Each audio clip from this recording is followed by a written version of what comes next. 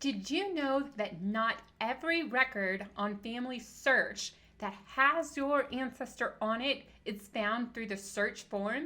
Today, I'm going to teach you how to get off of the search form and get on to the browse only images on FamilySearch, and I'm going to show you how to do that confidently. Hey Fanatics, I'm so excited to have you here. My name's Devin Noel Lee with Family History Fanatics, and we love helping you enjoy the journey of family history.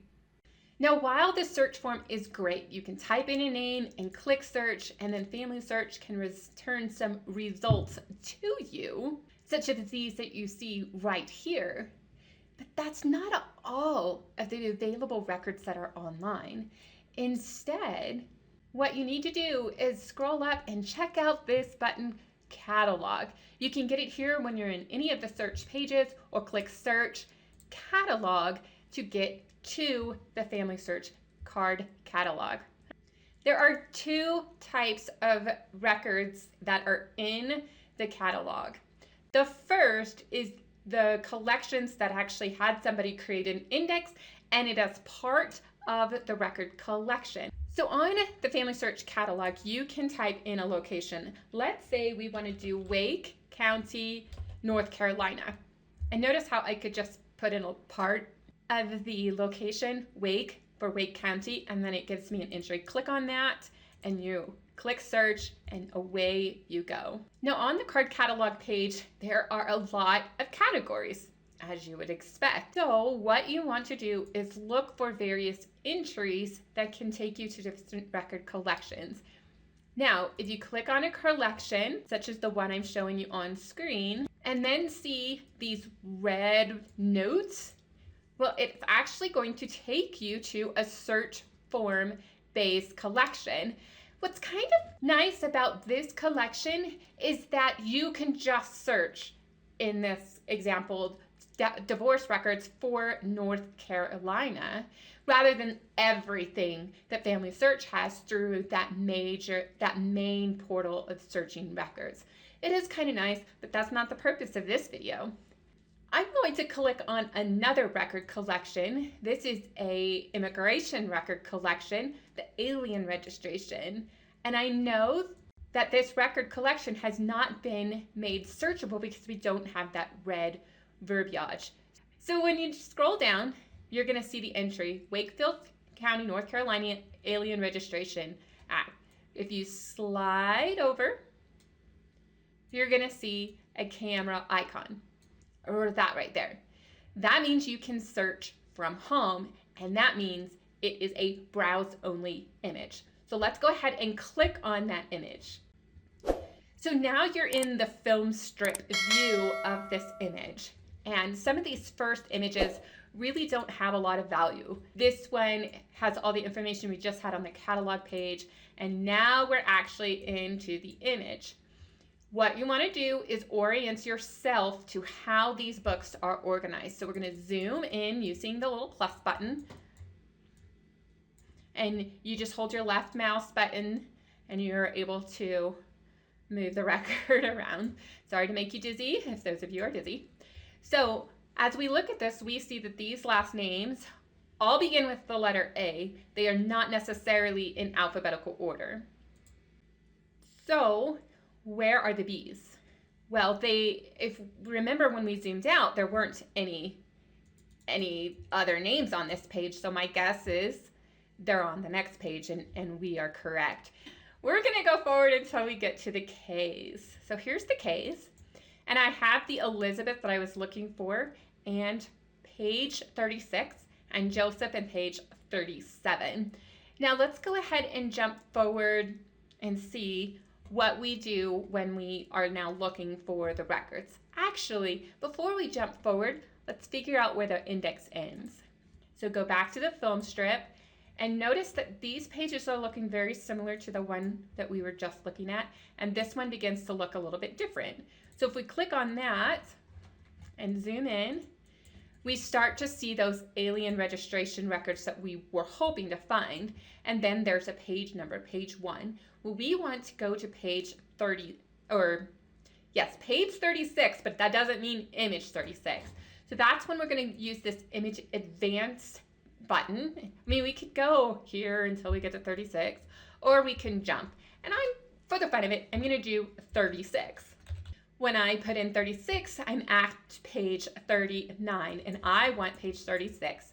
So I need to slide over and then go back a page, and sure enough, I'm going to be on image 35, but page 36.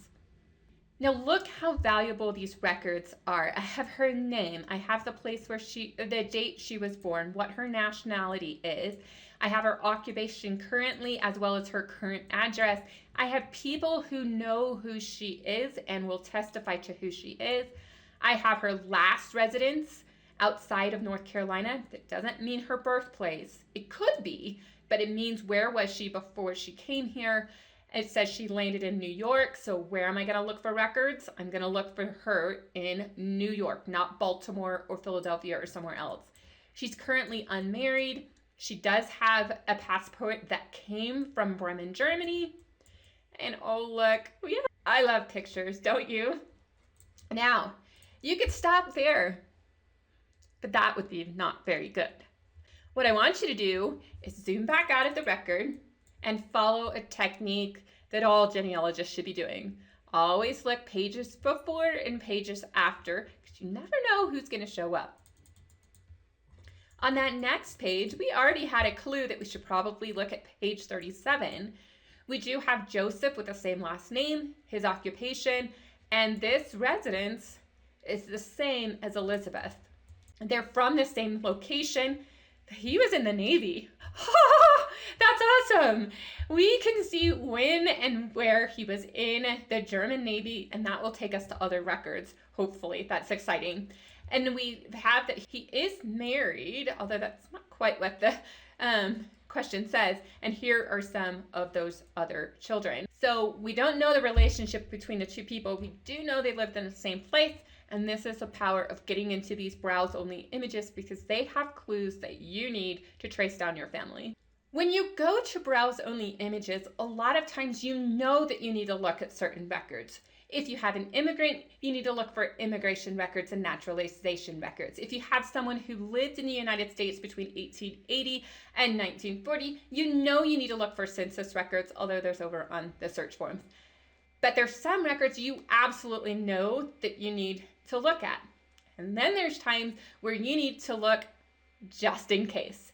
And unfortunately, when you look at those records, they don't have an index like the one I just showed you. You just have to literally turn page by virtual page by virtual page. So let me show you a collection that was kind of fun to look at, and it involves jail. So I am on the catalog page. I typed in Licking County, Ohio, and I'm going to go ahead and click that. And then I am going to scroll down to this collection that says Correctional Institution. If you ever have a relative that seems to disappear, see if they're in jail. So we're going to go ahead and look up the jail register. And notice it doesn't have the red information, but it does have the camera icon, so I can go ahead and look at it from home. Now, it has a number of those introductory pages. This one is a little notice. This jail is arranged chronologically by commitment, so that's important. So we're not going to find our ancestors arranged alphabetically. We're going to see when they actually became incarcerated. So we're going to zoom back out and see when the record begins. Now here's an entry that I almost overlooked. It was two little notices. 1875, this person was sentenced to 20 days in jail. And here is another couple of entries. And then they started using printed forms. Now on this record, I can't see an actual date, a year. I see May 30th to February 11th, and it wasn't until several pages later that they said 1875. So what's happening is May 30th is happening in 1874, and then these dates, this February is 1875. So you have to really get into your records to understand the dates, because record keepers weren't always lovely with what they're doing. But I really like this record keeper, where not only did they say they're from Ohio, but he said he's of Cincinnati with these quotation marks. And that's important, and it'll come in later. So as we're looking at this record, we see Alexander Cross. He was from Ohio. What was he charged with? Burglary. When was he committed? May 30th, and he was let out February 11th. It says who had the authority to make this arrest and this imprisonment. And then I really like this. I'm going to zoom way in as far as I can so you can see it. Can you see? Number of days in jail and number of days in dungeon. I really want to know where the Licking County dungeon was. That's hilarious. Okay, maybe not. Cool thing in this record collection is physical description. For some of you who've been around our channel for a while, you know I am passionate about you writing your family history, and one of the greatest details is physical descriptions and adding them to your story. Well, now we know that this gentleman, Alexander, was 32, he was 5'10", had dark hair and light eyes. I really would like to have actual color, not just light. And then we see the fees, a commitment fee, a boarding and washing fee, $156 in 1875. Now, what do you do when you find someone in a browse-only collection and you want to save that record to your tree? Well, FamilySearch makes that easy enough. What you have to do, click Attach to Family Tree. And then you can start changing things up. This is a jail register. And I'm going to, because this is going to show up on the source page, I'm going to change this title up again so it helps me know. So jail register 1875, I'm going to put in the location and then type in James arrested, and then to put what it is. Now I can take out some key facts about this James Griffin and put it here.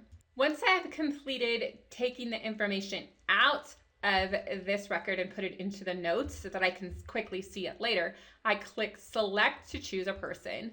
Now, if I have recently been in the family tree, then that name is going to be right there, and they're automatically going to check it for me. Click next, and now I need to say why I'm going to attach it to this person.